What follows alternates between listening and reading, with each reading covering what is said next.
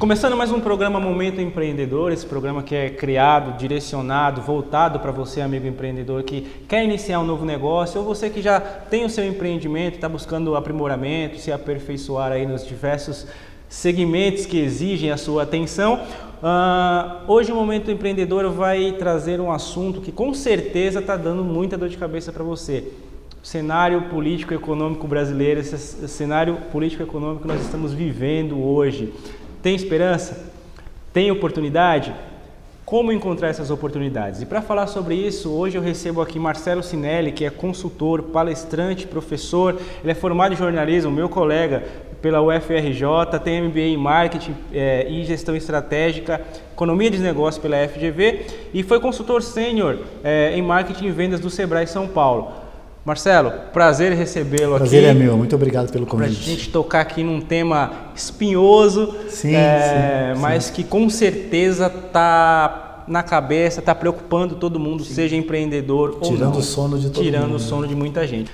Para começar, para dar o start no nosso bate-papo, como enxergar oportunidades de negócio diante de um cenário tão complicado, esse bombardeio de notícias negativas que a gente recebe todos os dias? Eu acho que, a primeira coisa que eu vou falar é o seguinte, é mais fácil falar do que fazer, né? Então a gente sabe que o empresário ele tem conta para pagar no final do mês, ele está preocupado com isso, mas uma coisa que eu sempre tento pedir para os empreendedores, quando eu estou dando consultoria, estou dando palestra, é assim, primeira coisa é ter sangue frio, não se apavorar. Por quê? É muito comum você ter o cara que vende, ele tem uma loja de roupa, o movimento está fraco, e aí ele começa a fritar coxinha de galinha dentro da loja de roupa para ver se... Isso é muito ruim, porque você começa a se deslocar do seu foco, daquilo que você sabe fazer, da sua competência principal, para fazer uma outra coisa para tapar buraco. E uma coisa que é muito importante é o empresário entender o seguinte, a economia ela é cíclica.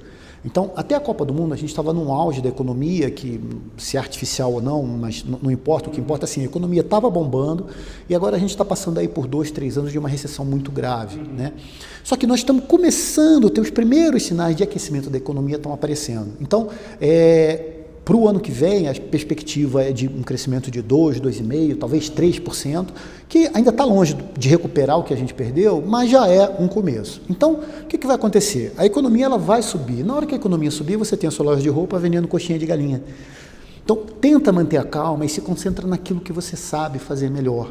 Eu tinha uma cliente que eu atendo, ela tem um escritório de contabilidade, ela montou uma administradora de condomínio para ajudar, para fazer uma receita e tal, para complementar. Só que ela mal estava conseguindo tocar o escritório de contabilidade, ela nunca tinha administrado o condomínio e ela ficava patinando nos dois negócios.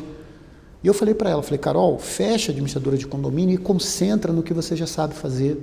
Você tem uma carteira de clientes, você tem um relacionamento com esses caras, volta para dentro do negócio, né? Foca naquilo que você sabe fazer melhor e em atender bem esse pessoal, porque apesar da crise, e ela está aí, a gente sabe, as pessoas continuam comendo, vestindo, precisando ir ao médico, precisando cortar o cabelo, talvez num volume menor, isso é uma coisa importante. O empresário hoje ele precisa entender que ele vai ter que trabalhar com uma margem de lucro menor.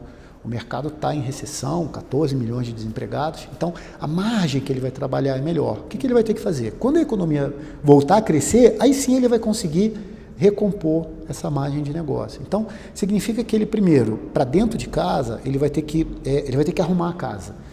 Quer dizer, aqueles custos que você tinha, assim, por exemplo, o seu funcionário que imprimia o TCC da faculdade na impressora, isso não vai mais poder fazer. Você vai ter que, né, um grampo de cabelo no chão vai fazer diferença em relação a custos. Então, para dentro de casa, você tem que fazer o dever de casa, cortar os custos aonde der, né, concentrar no que você sabe fazer muito bem e buscar para fora, focar naquele mercado que você já atende, que você conhece bem, né?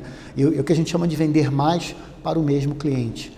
Arrumar um cliente novo hoje é caro, então você focar naqueles que você já conhece para vender mais para ele e arrumar uma recomendação para que esse cara traga um novo cliente para você é o ideal. O excesso de informações que a gente tem acesso hoje em dia, o volume é muito grande. Sim. E isso é muito positivo por um ponto e é muito negativo por outro Sim. ponto. Às vezes o excesso de informação acaba assustando o empreendedor, que foi o que você citou, e ele acaba se dissociando do negócio que ele tem e a gente acaba criando uma cultura de uma coisa que é meio de empreendedor polvo, ou seja, eu tenho que fazer várias coisas ao mesmo tempo.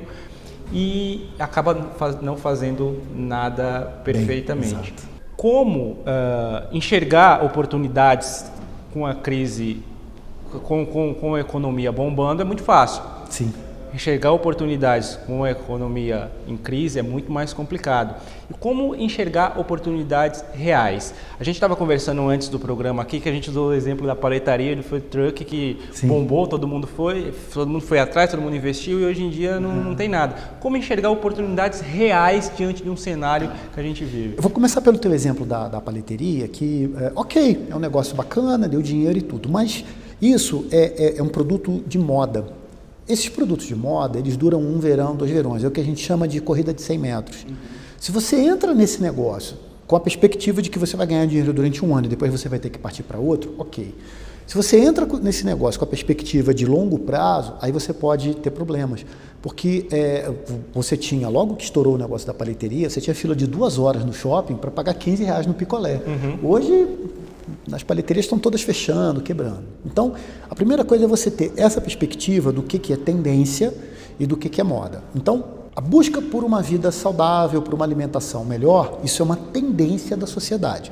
Isso está acontecendo, isso é um movimento que começou há 10, 15 anos. Cada vez mais ele se amplia, as pessoas buscam cada vez mais uma alimentação melhor, mais equilibrada, mais saudável. Agora, você vai ver a moda da chia. Então, a chia é o melhor e tal, aí o quilo da chia vai para R$60, daqui a pouco ninguém mais come chia.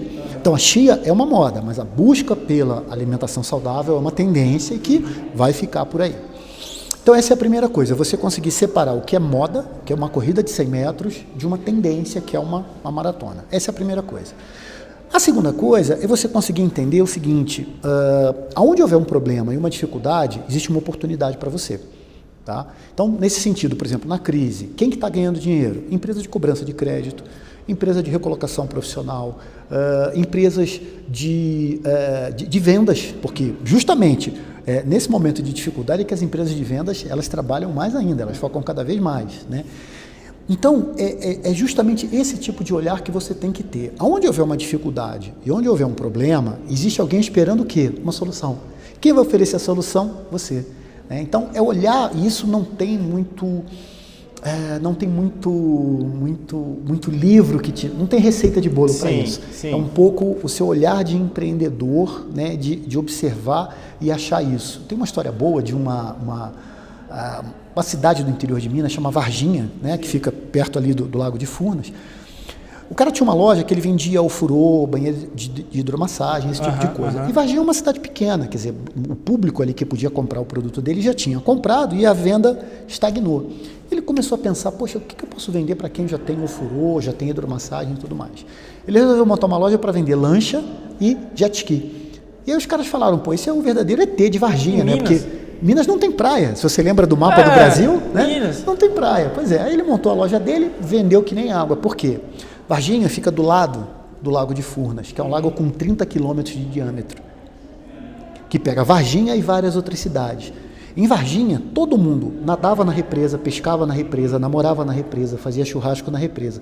O único que viu negócio na represa foi ele e ganhou dinheiro com isso. Então a oportunidade estava lá, mas quem enxergou essa oportunidade foi ele. E aí ele conseguiu aproveitar. Então, eu acho que a gente tem que primeiro ter noção de que a crise ela existe, ela é passageira, ela traz dificuldades.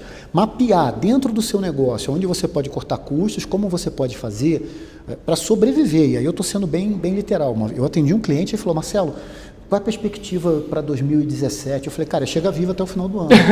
Essa é a perspectiva, porque o mercado, você não vai trocar de carro esse ano. Você não vai conseguir expandir o seu negócio esse ano. Existem alguns que vão, sim, mas provavelmente serão as exceções que vão confirmar a regra. O que você tem que fazer é tocar o teu negócio ali, manter a cabeça fora d'água, esperar 2018, que a economia deve aquecer um pouquinho, tá? Você teve nesse meio tempo um crescimento muito artificial da economia, com muitos empresários, que eu vou usar uma palavra meio forte aqui, aventureiros. Quer dizer, ele não era empresário, ele nunca teve negócio, mas ele viu o vizinho dele que montou lá uma loja de roupa e que começou a ganhar dinheiro, ele fala, cara, eu vou entrar nessa. E aí você teve um boom de empreendedores, mas que não estavam preparados. Esse é um pouco do perfil do empreendedor brasileiro. Sim. Das suas consultorias, né, na época que você fez consultoria no Sebrae, etc. Você percebe muito isso, que é o empreendedor de necessidade e não de... Olha, está mudando, mas está mudando assim muito numa velocidade que ainda não é o ideal. Você tem o empreendedor de oportunidade, que é o cara que olha, estuda, faz plano de negócio, faz conta, se prepara, tudo isso, que é um volume que está aumentando, mas ainda não tem massa crítica. A maioria é empreendedorismo de necessidade, e esse momento que a gente está vivendo, o empreendedorismo está explodindo. Por quê? A pessoa está desempregada ou foi demitida da empresa, ele pega o dinheiro dele e vai montar uma loja de roupa, vai fritar coxinha de galinha, vai vender cosméticos em marketing multinível. Então, a quantidade de empreendedores, por incrível que pareça, aumenta nos momentos de crise. É uma alternativa.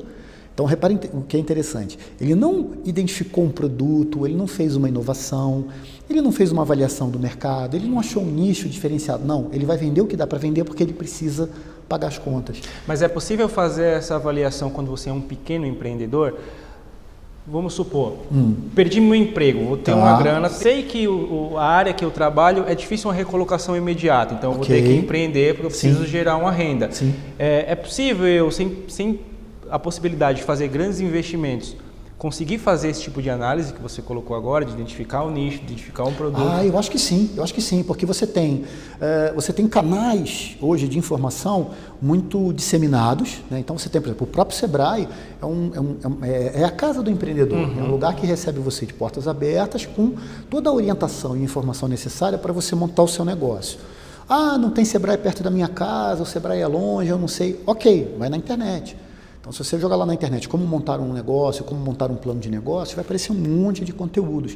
A informação hoje está disponível. O que precisa o empresário? Ele, novamente, ter o candidato, né, a empresário, ter esse sangue frio de sentar e buscar... Filtrar essas informações. A informação. Tem um monte de guru de sucesso de negócio isso, aí. Cara, já que você tocou nesse assunto, isso é um outro problema, assim, é uma coisa que me incomoda muito. Eu estou escrevendo um livro sobre empreendedorismo justamente para abordar um pouco essa questão, que é aquele guru da fórmula do sucesso. Hoje existe muito, você põe no YouTube lá como fazer sucesso, o cara te entrega uma receita, geralmente junto a essa receita tem a venda de alguma coisa, de algum curso, de algum e-book, de alguma coisa que custa uma fortuna, e as pessoas vão lá, compram achando que não, é isso que eu preciso para fazer a minha loja de esfirra né? Bombar. Isso. Tem que ter muito cuidado, não é isso? Cara, esse é o mercado que mais cresce, que é o mercado da esperança. Então, você tem um negócio, você está com dificuldade, e bate um cara na sua porta dizendo, vem comigo, que eu vou te dar os 5 passos do sucesso garantido. 5 passos do sucesso. E aí você fica pensando, cara, se ele tivesse os 5 passos do sucesso garantido, ele não estava batendo na minha porta, ele estava curtindo o sucesso dele. Né? Então, eu fico muito preocupado quando eu vejo esse tipo de coisa. Eu chamo esse pessoal são os incautos, né? É o distraído, que é normal, né? Quer dizer, aparece alguém se vendendo como especialista, dizendo que tem 7 dicas cientificamente testadas para aumentar as vendas em 85%, chama a atenção. Em 60 dias? Sim, ou o seu dinheiro de volta. O prazo é sempre curto, né? E eu tenho muita dificuldade com isso, porque não tem receita do sucesso. Né? Uma vez eu atendi um cliente, ele ficou até meio assim comigo, ele falou, Marcelo, eu precisava de uma receita do sucesso. Eu falei, cara, é muito simples, 3 coisas, você só precisa fazer 3 coisas para ter sucesso. Que legal, o que eu preciso fazer? Você precisa ralar mais um pouco e depois você vai ter que ralar mais ainda. Se você fizer isso, você vai ter sucesso. Aí ele ficou assim um pouco, porque é um mercado da esperança e também tem um mercado um pouco assim, a lei do menor esforço. Então, de um modo geral, nós não queremos pagar o preço do sucesso. Nós não queremos acordar mais cedo, nós não queremos visitar mais clientes. Eu vou trazer um exemplo do futebol. Né? Você pensa no Rogério Ceni. Você acha que o Rogério Ceni nasceu com o dom divino de bater falta? Não.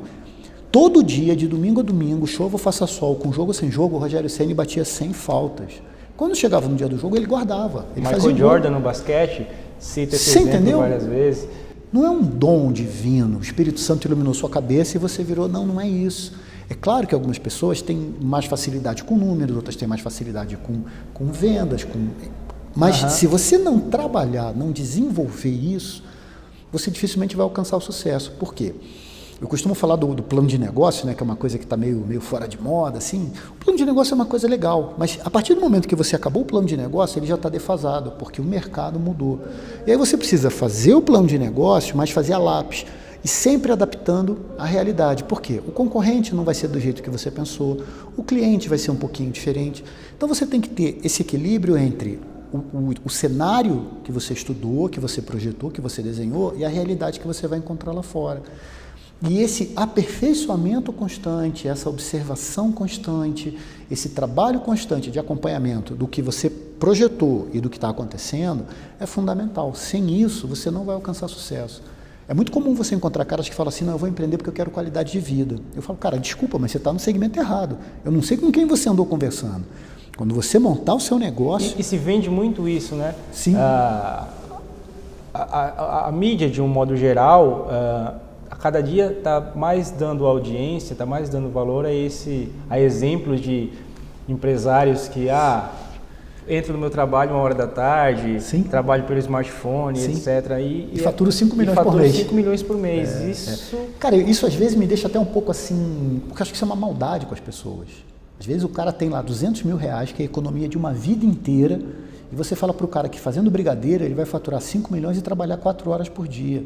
Isso é uma maldade com as pessoas. As pessoas acreditam, elas compram essa promessa. Uhum. Ou então você vê aquela história assim, a moça era alta executiva de uma empresa, aí ela não encontrava a paixão dela, resolveu fazer brigadeiro e está faturando 5 milhões por mês. Cara, a história não é essa. Ela pode até estar faturando 5 milhões, mas ela ralou muito. Ela comeu o pão que o diabo amassou até chegar lá. Não é o brigadeiro, não é a receita de brigadeiro que baixou no Google e foi lá e fazer. Ela estudou, ela se preparou, Claro, ela consultou. Ela errou pra caramba, ela vendeu para o cliente não pagou, ela teve problema com o fornecedor, ela teve problema de licença na prefeitura. Existe todo um ecossistema do empreendedorismo no Brasil e no mundo inteiro, que é muita dor de cabeça. Quando você começa a montar a sua empresa, você é o dono, mas você é a faxineira, o segurança, a tiazinha do café, o gerente de RH, o motoboy, o contador, você vai fazer tudo. E a ilusão de que não tem chefe, seu chefe é o seu cliente, e ele te cobra mais do que o seu chefe que assinava a sua carteira antes. Cara, eu te diria mais, você vai receber a ordem do seu cliente, você vai receber a ordem do fornecedor e você recebe a ordem até do funcionário. Porque o funcionário, às vezes, ele chega e fala, cara, hoje eu não vou trabalhar porque eu estou doente. Não estou nem dizendo que é mentira, não. Mas você vai ter que ir para o caixa fazer o trabalho do seu caixa. Você vai ter que, de repente, fritar bife no lugar do seu funcionário porque ele teve que levar o filho dele na creche que estava gripado, alguma coisa assim. Então, esse universo do empreendedorismo, ele é bacana, ele é fantástico. As pessoas, existem N casos de sucesso que eu posso contar, que eu testemunhei, que eu vi acontecer. Só que o sucesso da noite para o dia, ele leva 10 anos para acontecer. Até você chegar lá e faturar 5 milhões de reais por mês, cara, você vai trabalhar muito, você vai perder noite de sono, você não vai conseguir dormir pensando, cara, como é que eu vou pagar o salário dos funcionários esse mês? Eu não tenho dinheiro para isso. E o que me incomoda é que vende-se essa ideia que você vendeu, né, de que você começou hoje, no mês que vem você está faturando 5 milhões, entra 1h da tarde, tem mesa de ping-pong na empresa, pode levar o cachorro. Isso é uma coisa que está fora da realidade. Existe, é um nicho de empresas na Vila Olímpia que faz isso, mas está fora da realidade de startups. De 95, 96, 97%. Porque para que você tenha a oportunidade de trabalhar dessa forma, você precisa ter uma ideia muito original. E não é todo mundo que tem uma ideia original toda hora. É difícil ter ideia original hoje em dia. A coisa que mais acontece é eu sentar com um cliente, ele fala, Marcelo, estou com um negócio aqui e tal, ninguém pensou nisso antes. Eu falei, que legal, o que é? Aí ele me explica a ideia dele, eu jogo no Google, aparece 300 iguais. Eu falei, cara, desculpa, mas essa tua ideia já tiveram aqui. Você não olhou no Google antes? Não olhei e tal. Então, é muito desafiador e ao mesmo tempo apaixonante. Eu sou apaixonado por esse mundo do empreendedorismo, por ajudar as pessoas a alcançarem os objetivos dela e justamente por saber dessa dificuldade que elas têm, é que a gente se dedica tanto. Não tem sucesso da noite para o dia. O pessoal que está em casa, que está vendo o nosso programa pela primeira vez, encontrou na internet ou está lá na TV Guarulhos, canal 3 da NET, agora assistindo o nosso programa, falou, caramba, esse programa Momento Empreendedor está acabando com todos os meus sonhos, e não é isso. O que a gente está passando para você é que o seu sonho, ele é possível que você alcance os seus objetivos, só que isso requer trabalho, requer dedicação, requer aprimoramento constante. A gente não vai vender aqui nenhuma fórmula mágica para você. Eu vou te dar alguns exemplos, cara, assim, de coisas simples que podem fazer a diferença entre o sucesso e o fracasso de uma empresa. Eu atendi um rapaz uma vez, que ele montou uma empresa que era uma confecção, não sei se era uma confecção ou uma padaria, eu acho que era uma padaria. E aí ele chegou para conversar comigo, eu estava com dúvida, queria aumentar as vendas e tal, e começamos a conversar, e ele falou para mim, Marcelo, eu estou muito bem, eu estou sem dívida, Porque eu montei a minha padaria, eu paguei tudo à vista. Eu falei, legal, cara, quanto você tem de capital? Não tenho capital. Eu falei, capital de giro? Não tenho. Por que você vai pagar as contas do mês que vem? E ele tomou um susto. Então, repara que interessante, ele começou sem dívida, mas ele não tem capital de giro. Quer dizer, dificilmente você vai montar um negócio hoje, depois de 30 dias, você vai ter um volume de clientes que pague aluguel, condomínio, salário de funcionário, imposto, contador, fornecedor, todo esse tipo de coisa. Tempo médio de maturação de um negócio hoje é o quê? 2 anos? Por aí, 3, né? por aí. Pode ter, né? Um pouquinho mais, um pouquinho menos, mas você vai começar a ter retorno do investimento 2 a 3 anos, dependendo. Então, você repara como se, ao invés dele comprar tudo à vista, se ele tivesse parcelado, né, ele teria o capital de giro. Porque o que aconteceu? Ele saiu da consultoria comigo e foi no banco pegar dinheiro emprestado para pagar fornecedor e salário de funcionário. Já começou no negativo. Se ele tivesse feito um planinho de negócio, um fluxo de caixa, ele teria evitado esse problema. Um outro cliente que eu tenho é uma pizzaria, eu moro em Santo André, no ABC Paulista. Ele montou uma pizzaria, cara, é a coisa mais linda do mundo. Toda de tijolo, parece uma vila italiana, parece que você se sente na Itália. É coisa... Só que é só delivery. Então ele montou um ambiente muito bacana, chama a atenção, mas é só delivery. Ok, fez um investimento gigantesco, ok. Mas o pior não é isso. O pior é o seguinte, ele fez uma placa com um logotipo muito legal, uma placa grande que fica na rua para que as pessoas que estão passando possam ver. Ele esqueceu de botar o telefone. O logotipo era tão legal, ele ficou tão apaixonado pelo logotipo que ele fez, que ele ocupou todo o espaço e não deu para colocar o telefone. O cara que fez a placa, quando entregou para ele, falou, cara, você não vai colocar o telefone? Ele falou, puxa vida, onde que eu vou colocar aqui? Ele colocou o telefone na vertical. Isso é muito ruim, porque se ele fosse japonês, ok, os japoneses leem na vertical, né? A gente não, a gente lê na horizontal, da esquerda para a direita. Eu falei, cara, dá um jeito de botar, porque você visualiza, claro, mas fica difícil você assimilar. O que é isso? Ele ficou tão apaixonado pelo negócio em si que ele não pensou nos aspectos práticos da coisa. E uma coisa assim, como é que o meu cliente vai enxergar isso? Então assim, botou a placa lá, como é que o meu cliente vai enxergar a placa e o telefone? Ele ficou tão encantado com a beleza da placa que ele esqueceu da coisa funcional, do aspecto prático.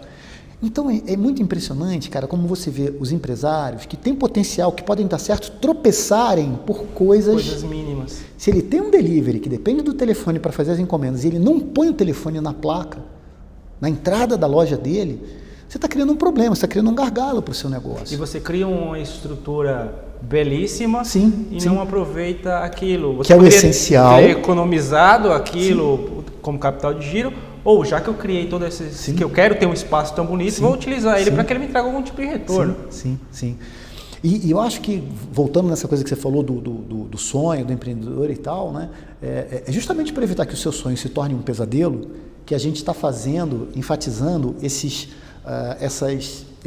gatilhos ou essas armadilhas que o mundo dos negócios pode trazer para você. Porque quando você entra lá, o que você vê é aquela realidade bonita, né? Mas os bastidores é que fazem a diferença, a execução de contratar bons profissionais, ter bons produtos, né? Oferecer uma coisa que tenha demanda no mercado, ou seja, as pessoas querem comprar isso que você está vendendo? Existe demanda para isso? Ou é uma coisa que surgiu da sua cabeça? Vou dar um exemplo para você muito prático de pesquisa de mercado. Eu atendi um cliente uma vez que ele montou uma pizzaria também e a pizzaria não estava vendendo. 6 meses, 7 meses de negócio, ele veio conversar comigo. E eu falei, mas e aí, você fez pesquisa de mercado? Fiz, Marcelo, eu fiz uma pesquisa de mercado. Eu preparei os sabores que eu queria colocar, né? Aí sábado à noite eu preparava as pizzas lá em casa, chamava meus amigos, a gente tomava um vinho e tal. Todo mundo avaliou minha pizza como sensacional. Eu falei, cara, você chama seus amigos, você dá pizza, você dá vinho. Você acha que eles vão dizer o que para você? Tá ruim.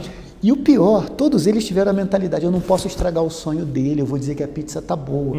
Quando, na verdade, o maior favor que eles poderiam ter feito para esse empresário era dizer aonde a pizza não estava boa.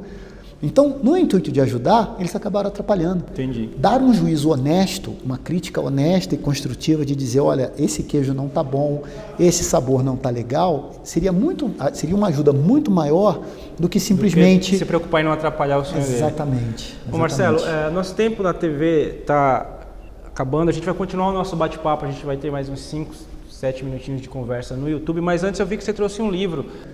Uma história da origem de São Paulo até 1900.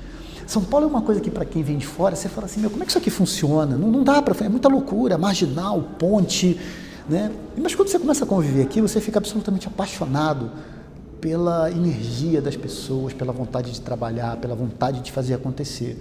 E se você ler o livro, você vai reparar que São Paulo, quando começou, era um nada. O Brasil era Salvador, Recife, Salvador e Rio de Janeiro, o litoral, e São Paulo era aqui, de repente.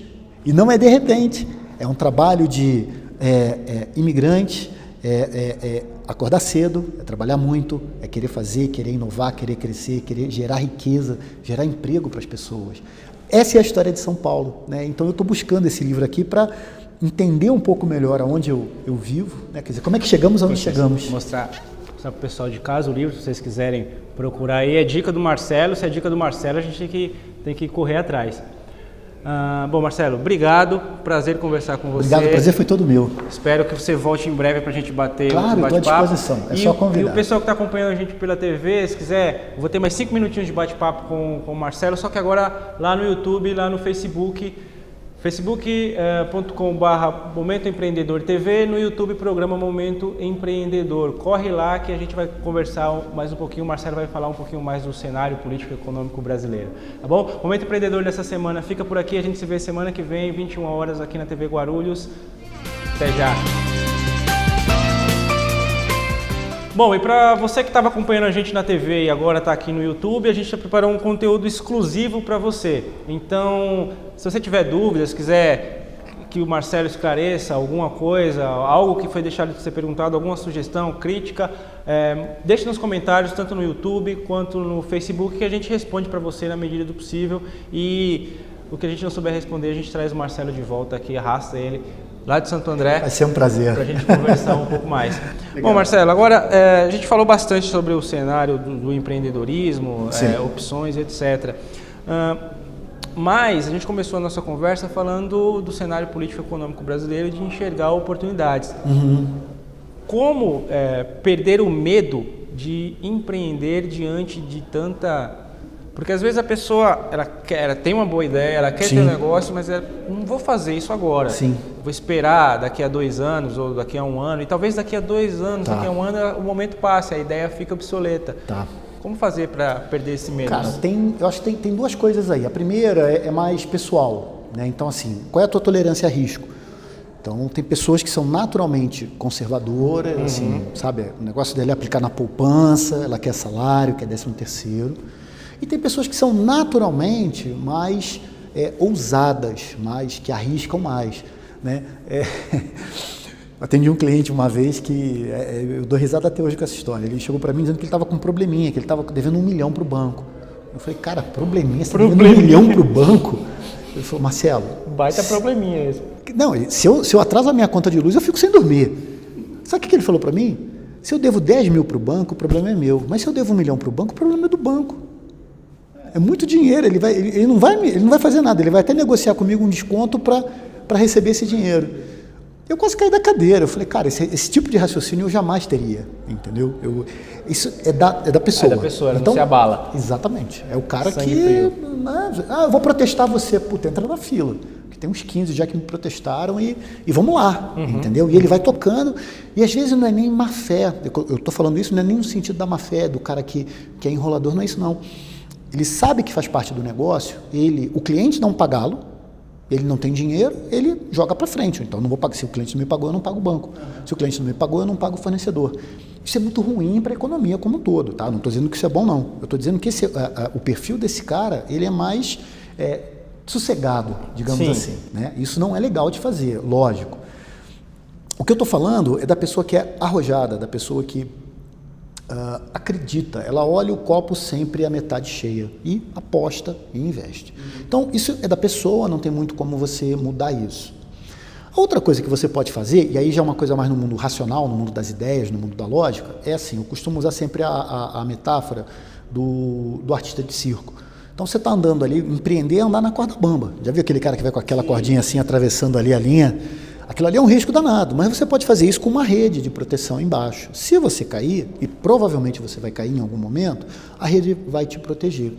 Então eu comentei do empresário que montou lá o negócio dele e gastou todo o dinheiro dele para pagar tudo à vista e começar o negócio sem dívida, mas também sem capital de giro. Geralmente o que eu falo para as pessoas? Cara, se você tem 100 mil para investir no negócio, você só tem 70. 30 você vai deixar guardado, esquece esse dinheiro, deixa ele guardado lá. Ah, mas vai custar 100.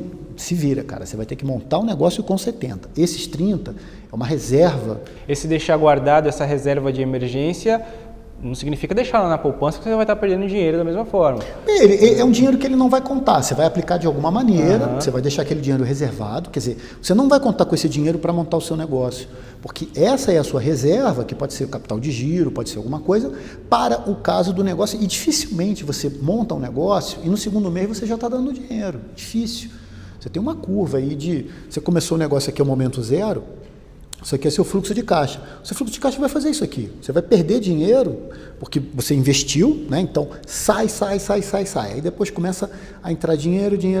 Opa, ponto de equilíbrio. A partir desse momento eu estou... Aí é meu lucro. Exatamente.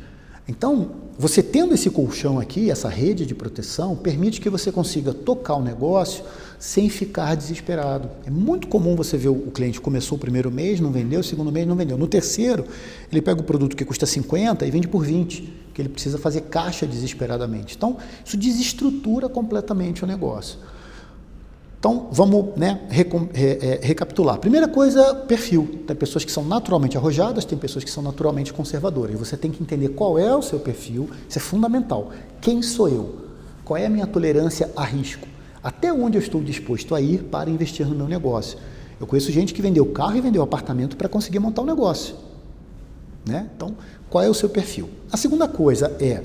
Quando eu for entrar nesse mercado que eu quero entrar, que pode ser fritar bife ou fazer avião, tanto faz, como é que esse mercado funciona, quais são os riscos que eu vou enfrentar, quais são as oportunidades que aparecem, quais são as ameaças que podem me atrapalhar. Fazer uma conta, quer dizer, eu vou precisar de 10 mil, 100 mil, 1 milhão, quanto eu vou precisar para investir, quanto eu tenho.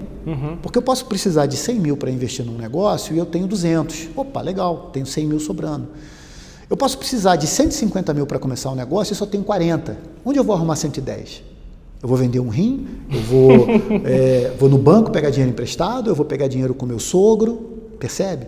Então são essas análises que vão dando uma cara para o negócio que você quer entrar e o grau de risco potencial que você enfrenta. O risco sempre vai ter. O risco, você acordou de manhã cedo, você está correndo risco. Você pode, teu filho deixou o skate ali do lado da cama, você levantou, tropeçou no skate, quebrou a perna. O risco sempre existe. O que a gente, como nosso papel como consultor é mapear os riscos potenciais e tentar mitigar esse risco, ou seja, reduzir o potencial que esse risco tem de te afetar. Então, você está andando na rua, você pode ser atropelado por um carro. Você está andando na calçada, o carro sobe na calçada e te atropela. Mas, em condições normais, se você está na faixa de pedestre, o sinal fecha, fica verde para você, os carros param e você atravessa, a chance de você ser atropelado é uma. Se você resolve correr na 23 de maio e atravessar para o outro lado, a chance de você ser atropelado é muito maior.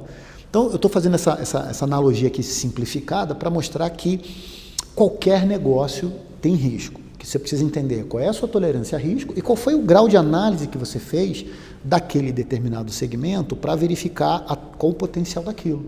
Eu atendi um cara outro dia que ele tinha uma oficina que ele trabalhava com carburador, ele consertava carburador.